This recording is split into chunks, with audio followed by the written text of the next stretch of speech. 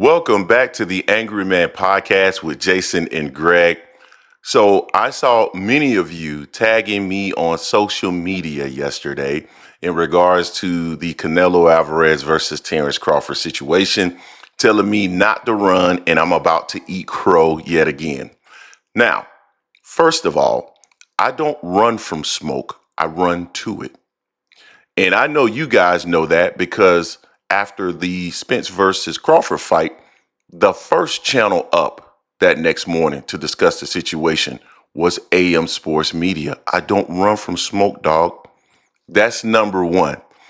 Number two, um, if you followed us on our Discord, you would know that this was mentioned by me yesterday in regards to the potential of this fight being resurrected. So I'm going to talk about what I did know and what I didn't know in this video. And we're going to go live again today and talk about it in more detail. But let me start off by saying this. Number one, I had always intended on addressing this in the live stream today, 5 p.m. Eastern Standard Time. So come by and check us out. But for those of you who do not know, because I know a lot of you don't know, I see messages in the comment section saying that we're broke and that we live in our mother's basement and things of that nature. For those of you that don't know, because I don't usually talk about this in the videos, most of the time I've talked about this in a live stream. I'm an executive from a finance standpoint for a Fortune 500 company. That's what I do. So I was traveling, as you can see about from my background. I was traveling all last week. I do not have time to make videos all day to address certain things that may have come to me.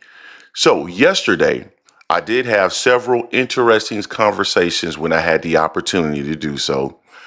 And we talked about the Jake Paul situation. We talked about the Turki Alalshikh situation. And as I understood it, as a part of that conversation, that deal was locked in with Jake Paul, basically signed, sealed, and delivered. That's what I understood to be true as a part of a couple of conversations I had.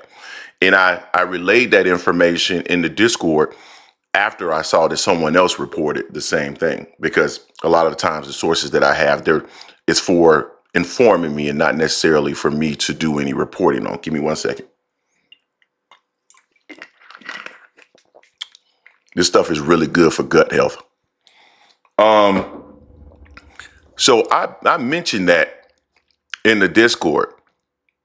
I also mentioned in our Discord that there was potential for this fight to be resurrected. And I was going to dig more into the details, go more into the details today. I did not have time to do so yesterday because, again, I worked and I traveled yesterday. Now, it appears that Canelo Alvarez has done a total about face. From what I gathered from conversations yesterday, all those reports from Ring Magazine in regards to that fight being close to being a done deal, that was false. They were not close to being a done deal, and it was a pressure tactic from Turki Alalshikh to go ahead and get Canelo to sign.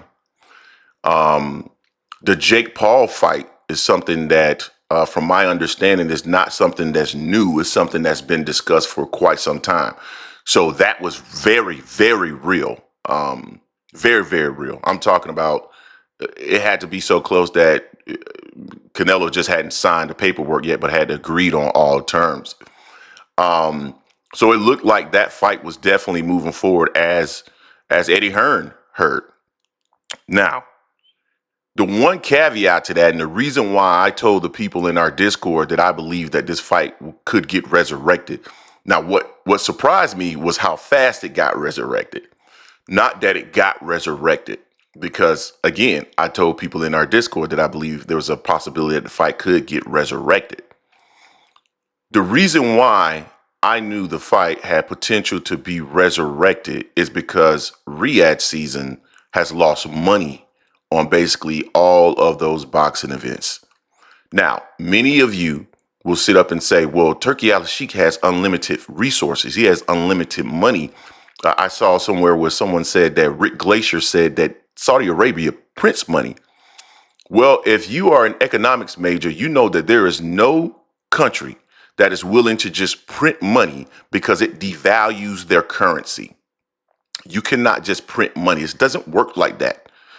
Um, when you have countries like Saudi Arabia, where their economy is based solely, I won't say solely, but mostly on a specific industry, they will diversify their economy by taking surpluses that they have and investing it in other areas to make sure that they are de-risking their economy.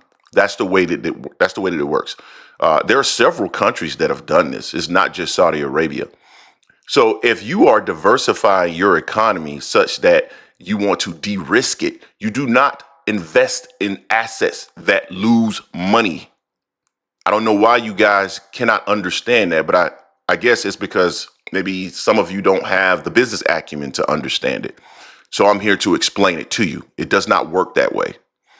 Now, with that being said, based off of a couple of conversations that I had, we concluded that we would not be surprised if Turki Alalshikh becomes very aggressive with Canelo Alvarez because